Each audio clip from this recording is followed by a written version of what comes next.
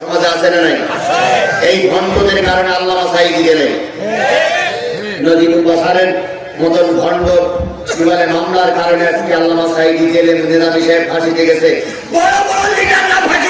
আল্লাহ একটু দেখো, আল্লাহ বলেন তুর পাহাড়ে যাও, দেখতে পাবা তুর পাহাড়ে থেকে দেখে আগুন চলে যায়, মুসা আসো।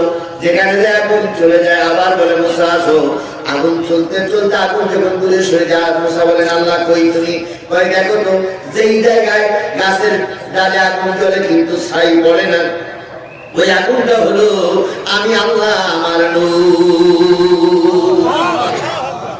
মুসা আলাইহিস সালাম আল্লাহকে দেখতে চেয়েছিলেন, দেখতে পাইলেন না।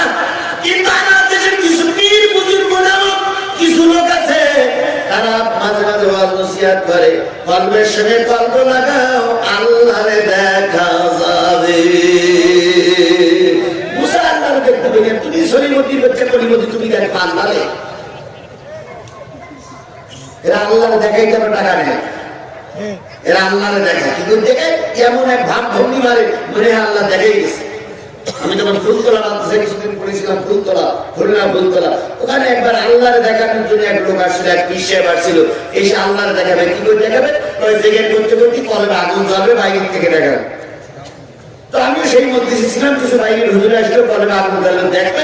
এখন জেগের করতে করতে জেগের করতে করতে করতে করতে হাউ হাউ হাউ করতে করতে হঠাৎ করে এই বাম দুটির নিচে এখানে ছোট্ট ছোট কয়েকটা লাইট দেওয়া আছে, ওই লাইটের সুইচটাকে হুজুরের এই পকেটে, এখন এই পকেটে টিপ দেয়, টিপ দিলে টিপ টিপ টিপ টিপ টিপ টিপ করে আলো জ্বলে। তখন মনে করে কলবে আলো জ্বলতে বাইরে দেখা যাচ্ছে।